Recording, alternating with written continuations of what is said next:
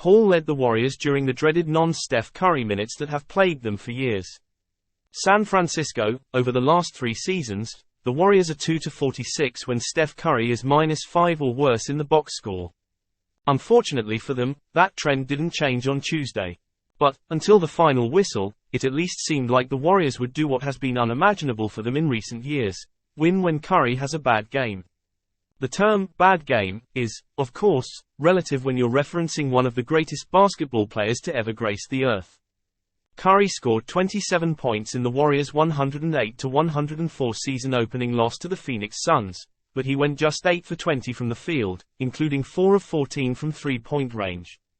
At the end of the night, there was a glaring -9 in the box score next to his name, which normally spells disaster for Golden State. There's a new Warrior in the Bay, however, and Chris Paul showed in his debut why winning the non-Curry minutes may no longer be a pipe dream.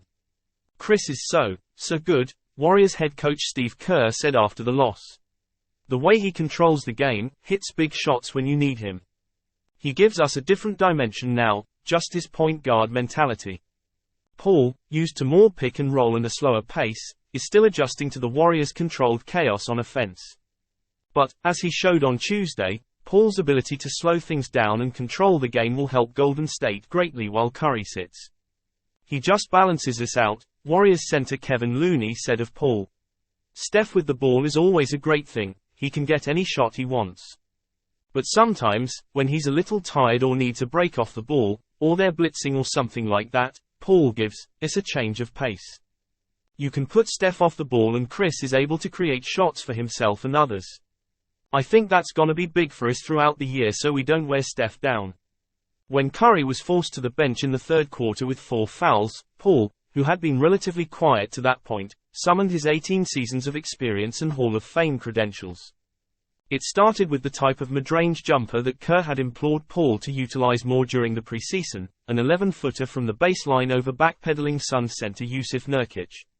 A couple of possessions later, Paul drove to the basket for an and one, and he followed that up with some classic CP3 gamesmanship. Refusing to move as Devin Booker careened toward him, taking the hit and earning 2 bonus free throws. The Chase Center fans, now cheering for Paul's antics rather than heckling him, serenaded their newest point guard with chants of CP3. CP3, as he walked to the stripe.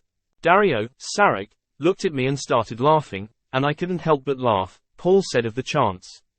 That was a first. Another and one from Paul, this time eliciting a smile from the 38-year-old after he hit the floor, gave the Warriors their largest lead of the game at 76-68.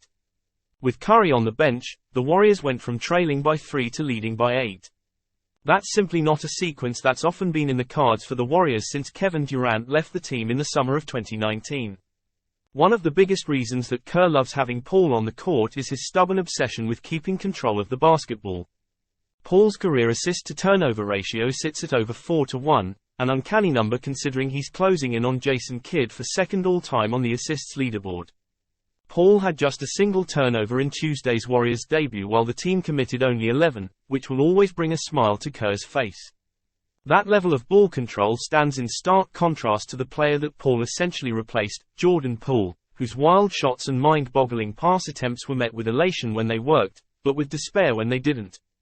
Poole averaged 4.5 assists last season, but turned the ball over more than 3 times per game, contributing to a Warriors squad that led the NBA in giveaways. If Tuesday is any indication, that number is almost certainly going to come down with Paul on the roster.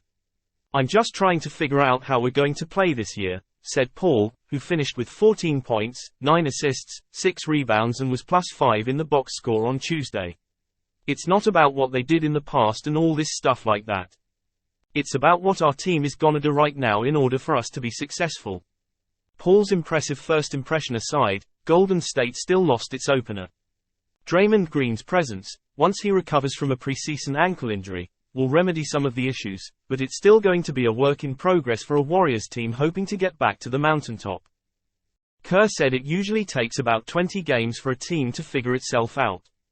In a deep, talented Western Conference, however, Golden State might not have the luxury of such patience.